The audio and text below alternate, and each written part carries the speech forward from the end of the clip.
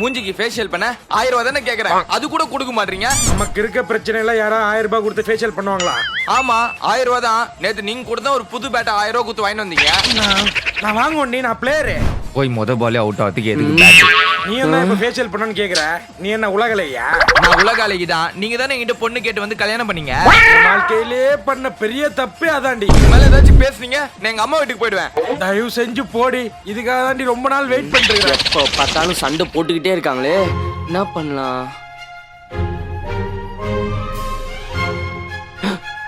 இதான் காரணமா?